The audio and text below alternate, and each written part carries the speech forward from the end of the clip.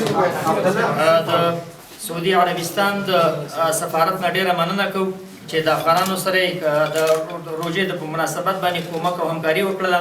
نو د دې نه موږ ډیره مننه او ډیره همکاري کوو چې په دې سخت وخت کې په سختو حالاتو کې افغانانو ته لاس ورکړ او افغانانو سره همکاري وکړله. نو زه دې ته الله جل جلاله د خیر جزا او خیر بدله ورکړي. والسلام علیکم ورحمة الله. بسم الله الرحمن الرحیم. قال رسول الله صلى الله عليه وسلم من لم يشكر الناس لم يشكر الله.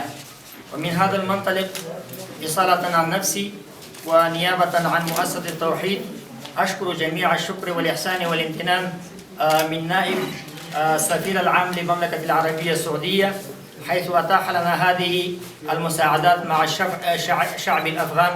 أشكركم جميع الشكر والإحسان والامتنان وجزاهم الله خير الجزاء وصلى الله على نبينا محمد صلى الله عليه وسلم.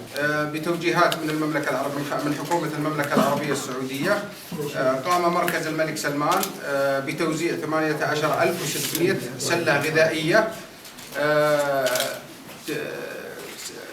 بقيمة $1,000,000 تم توزيعها للشعب الأفغاني. والمملكة تقف مع الشعب الأفغاني عبر التاريخ.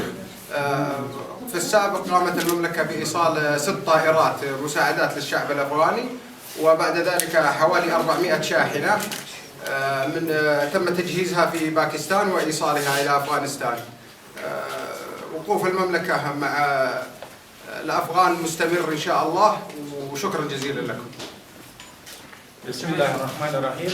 دا کومکونه چې تاسو نن ولیدل دا د سعودي عربستان د مقاماتو له طرفه د هدایاتو سره سم د افغانستان بېوزله او ولس سره ترسره شو. دا تقریبا 18,600 بستې دي د $1,000,000 په قیمت باندې چې هره بسته تقریبا 20 کیلوګرامه وزن لري او د سعودي عربستان 80 کیلوګرامه وزن لري. همیشه سعودي عربستان د افغانانو او د افغانستان د مسلمان ولس سره د تاریخ په دوران کې ولاړ دی او کومکونه یې کړي دي. د دې نه مخکې هم سعودي عربستان تقریبا 6 تیاري کومکونه رالیږلي د افغانستان مسلمان ولس ته او تقریبا 600 لارۍ کومکونه چې د پاکستان د لارې راغلي دي هم وړاندې کړي دي. په همدې ترتیب باندې سعودي عربستان همیشه د افغانستان د مسلمان ولس تر څنګ ولاړ دی او ولاړ دی. شکرا جزیلا.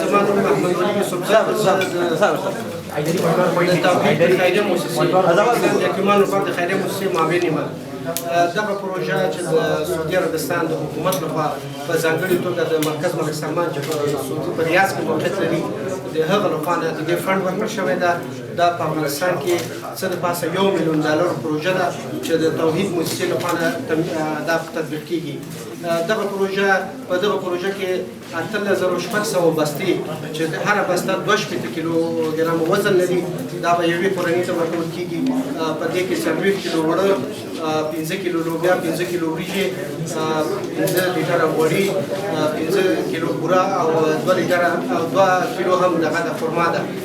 دغه بستې د افغانستان په 7 ولایتونو کې 18,600 کورنۍ باندې ویشل کیږي چې نن تاسو د افتتاح او دغه پروژې د پرانیستلو د مراسمو شاهدان وئ.